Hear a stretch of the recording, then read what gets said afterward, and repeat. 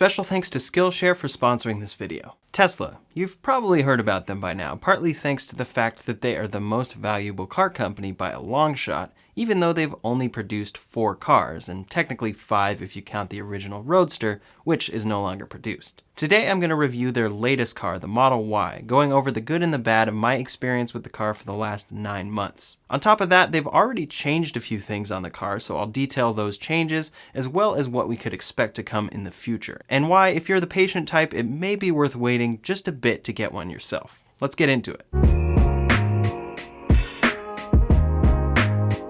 As I mentioned, I've had my Model Y for 9 months, and I've driven over 14,000 miles in the car, so I've definitely had a wide range of experiences in it, and we'll cover all of that in this video. The Model Y is heavily based on the Model 3, which was Tesla's first affordable electric car, even though it still starts at $37,990 today.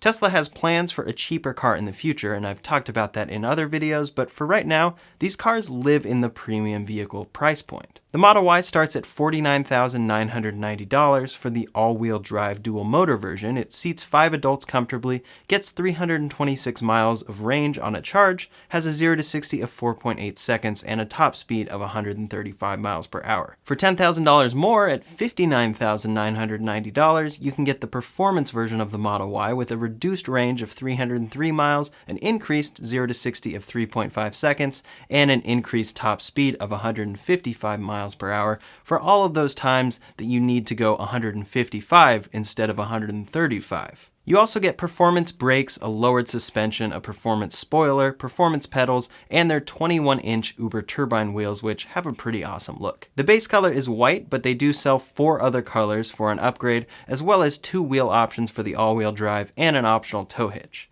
You have the option of a black or white interior, and supposedly there is a 7-seater option that will be available in 2021.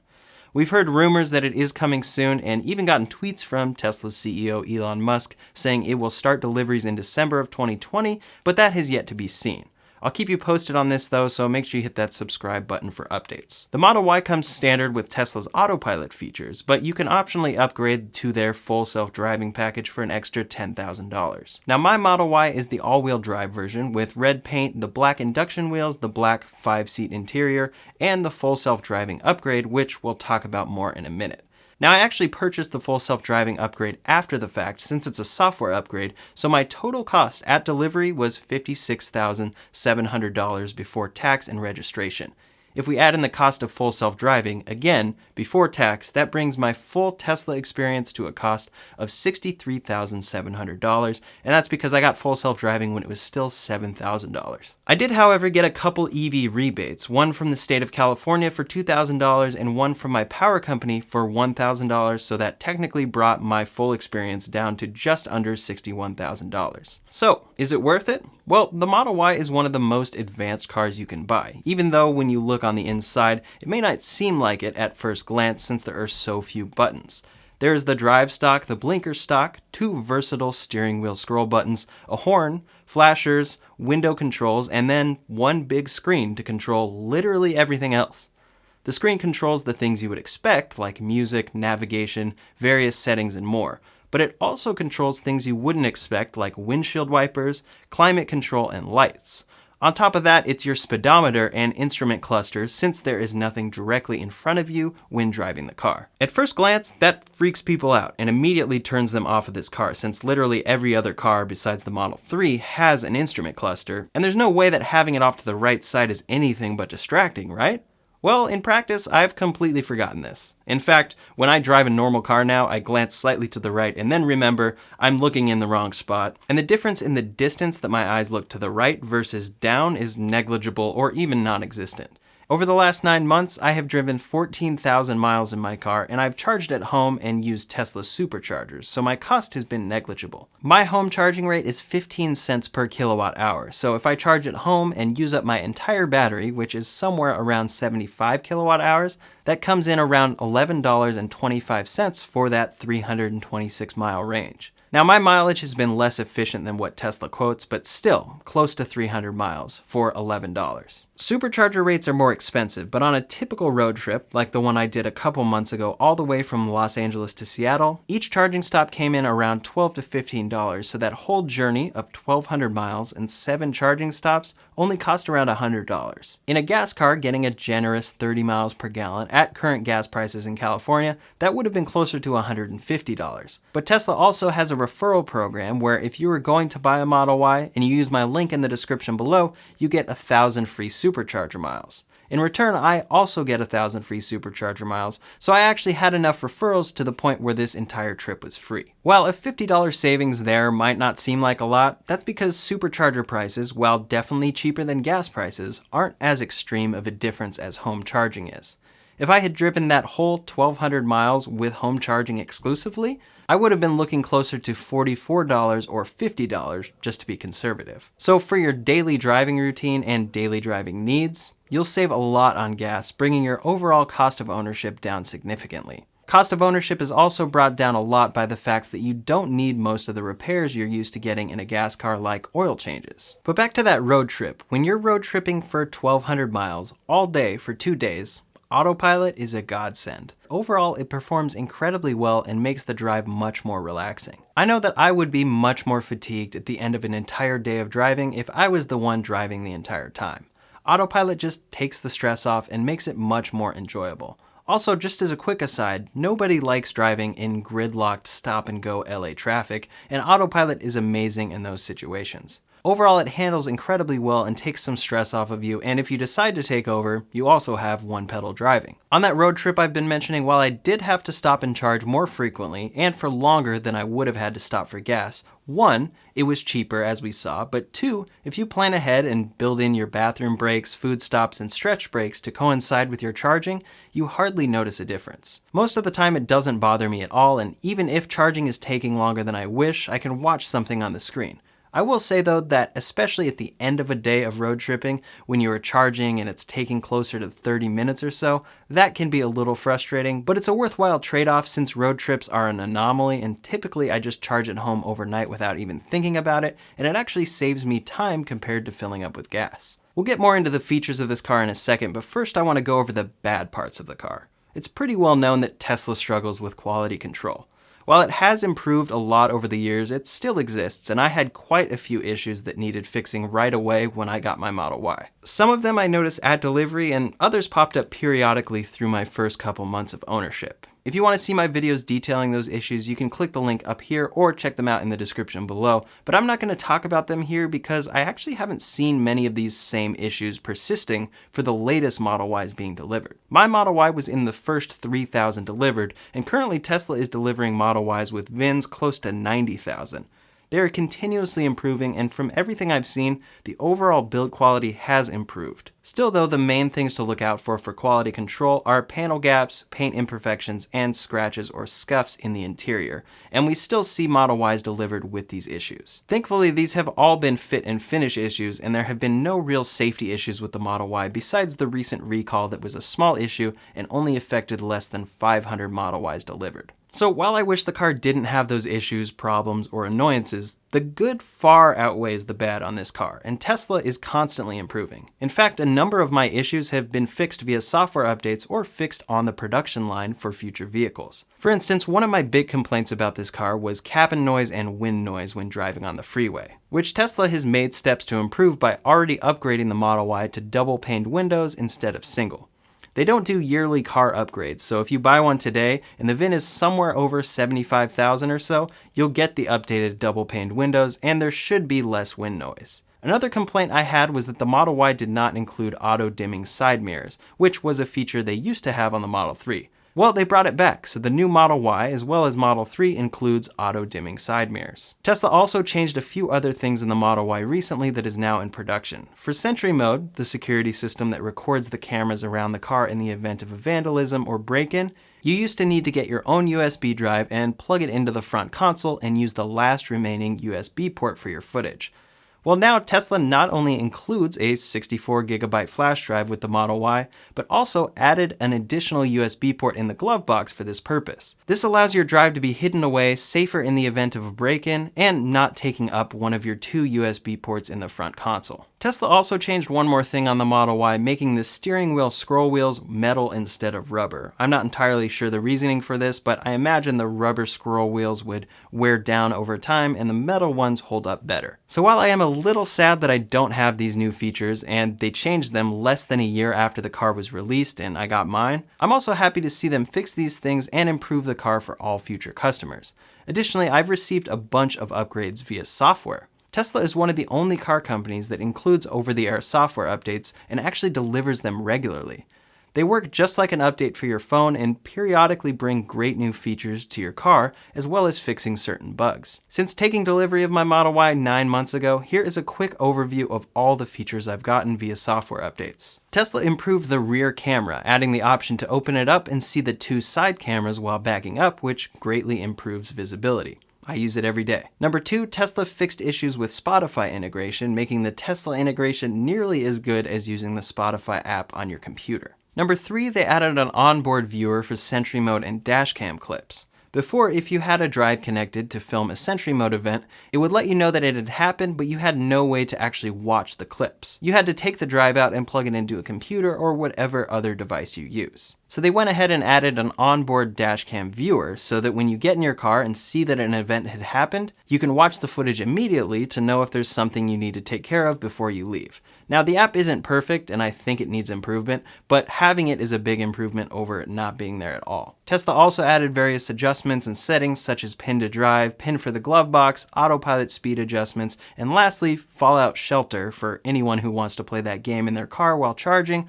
or just while sitting in the car. Oh, and I also received an efficiency update which added 10 miles of range to the car. So all of those software updates have been given to all Model Ys, even though mine is 9 months old at this point, and they've already updated certain things on the car itself. But there are still things that aren't great about this car, and things that tend to bug me. Before we go any further, I'd like to give a special thanks to today's sponsor, Skillshare. Skillshare offers thousands of great and inspiring classes for creative and curious people on many different topics.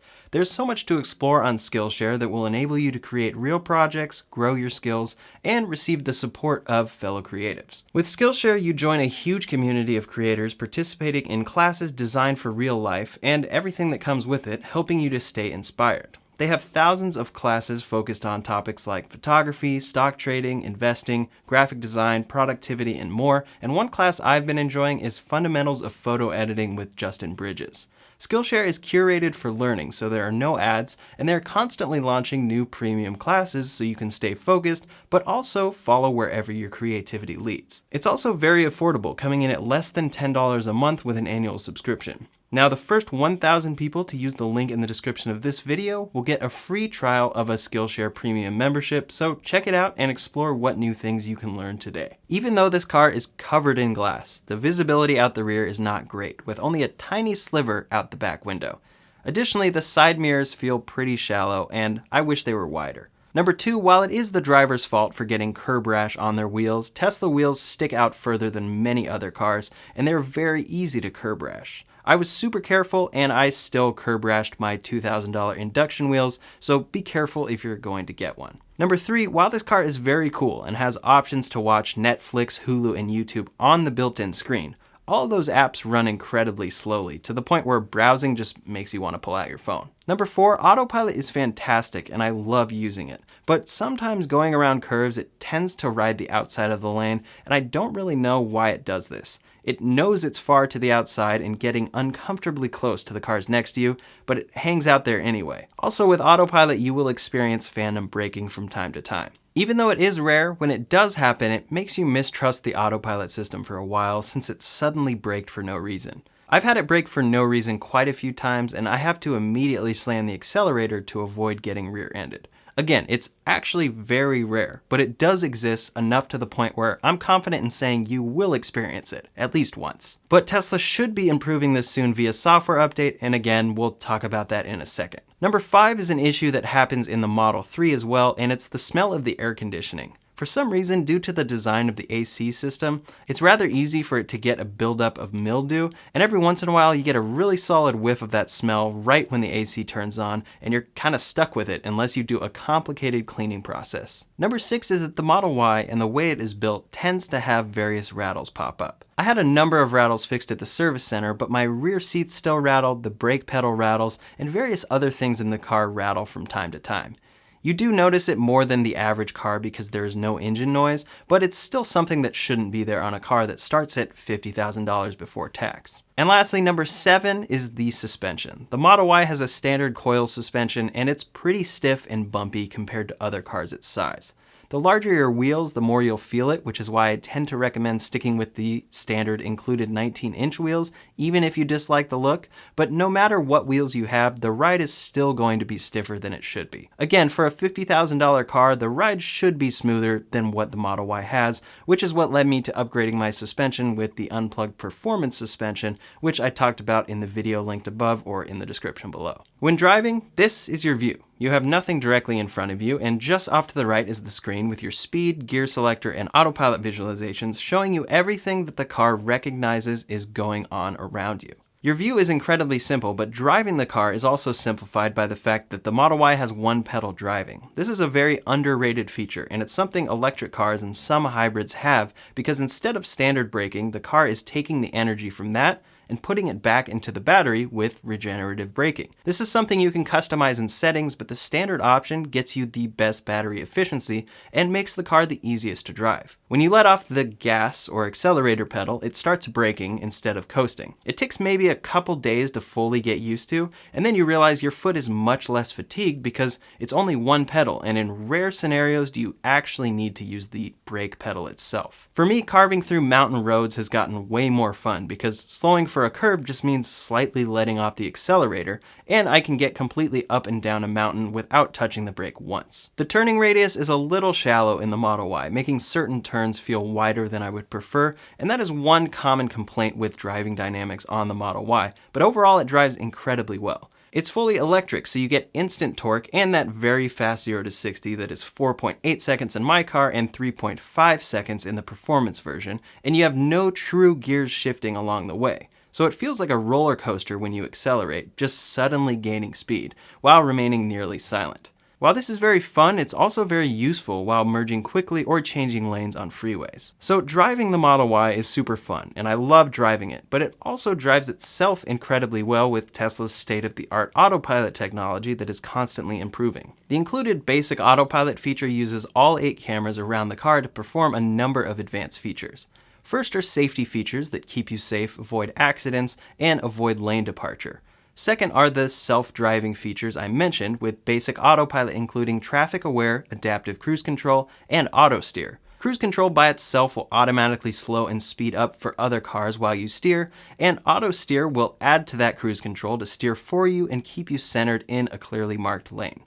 If you decide to change lanes, it does require you to disengage auto steer, change lanes, and then re-engage, but it's far easier than it sounds. However, it's definitely better and more seamless to have auto lane change, which is included in the full self-driving package. But one aspect I wasn't ready for with this car is how quickly Tesla updates their cars in production. They don't do yearly updates, so it's entirely possible that you can buy a Model Y today, and tomorrow it'll have a couple updated features. For the average person, you're fine to buy whenever, but for those picky and patient individuals who want to buy at the perfect time, here is why you might want to wait a little bit to pick up your Model Y. There are a number of updates on the horizon, with some people expecting them very soon. The first is the 7-seater Model Y, which has been promised from the beginning. These seats would take up some trunk space, and honestly, I think they will only fit the smallest children. Tesla is also supposed to be adding their own HEPA filter with bioweapon defense mode, which vastly improves the included filters in the Model Y, making it safer to drive in areas dealing with fires or terrible air quality. Tesla just changed the center console on the Model 3. It got rid of this glossy piano black finish, and some people prefer the design. This is expected to make its way to the Model Y any day now. In Europe, Tesla is adding updated EMEA headlights, and it's very possible that Tesla will also add an air suspension to the Model Y to reduce the stiff coil suspension I mentioned earlier. Additionally, there are rumors that Tesla is already producing the Model 3 and Y with a heated steering wheel, since it looks a bit different, and software shows that it's possible that they could enable this feature with a software update. So the Model Y could already have this feature, just not enabled yet, or it could be coming to future Model Ys. The Model 3 recently got an upgrade to its range, which boosted the range over 30 miles. The battery pack is now 82 kilowatt hours, which results in a higher range, but it's due to higher density cells which take up the same amount of space. If this is already on the Model 3 for 2021, we can expect that they'll bring that to the Model Y as well, and it could bring the range closer to 350 miles or so. Tesla is building a new Model Y production line at their Texas factory, which should use their new unibody design to help make production simpler and better. So in theory, this could improve quality control, although it may not even be possible to decide whether your Model Y comes from their current Fremont, California factory or their new Texas factory at the end of next year. And lastly, when Tesla originally announced the Model Y, they talked about a rear-wheel drive version that Elon has talked about recently in tweets. It should come in a good amount cheaper than the all-wheel drive version and get an even higher range, and it should be a great option for customers. Now, Tesla is incredibly secretive about this stuff to the point where customers discover an update on their recently delivered car, posted on Reddit, and that's the first anyone has heard of it. So unfortunately, there are no details on when these updates will come, but if they are very, very important to you and you're patient, they might be worth the wait. Any day now, we're expecting Tesla's version 11, which should bring a lot of amazing features, but we're also waiting on Tesla to expand their full self-driving beta. Currently, Tesla sells their full self-driving package at $10,000. It includes Navigate on Autopilot, which navigates a route, chooses lanes, and drives for you completely on the freeway, as well as Auto Lane Change, Auto Park, Summon, and Traffic Light and Stop Sign Control. These current features enable your car to drive for you quite a bit, but for $10,000, it is massively overpriced. And that is because this package comes with the future updates, and the main update is auto steer on city streets. While this may sound like a small feature, it is what Tesla values for that price. Now, if you currently buy it for $10,000, I don't think it's worth it, but including that future software update, it could. Tesla has been beta testing this feature with a limited number of Tesla owners, and what we're seeing is pretty insane. It's Tesla getting closer and closer to their goal of full self-driving at level 5, where the car can drive for you 100% and do it safer than you can. Tesla's long-term goal and somewhat promise is that the Model Ys currently being produced get software updates and ultimately will drive themselves in nearly every situation if you purchase this package.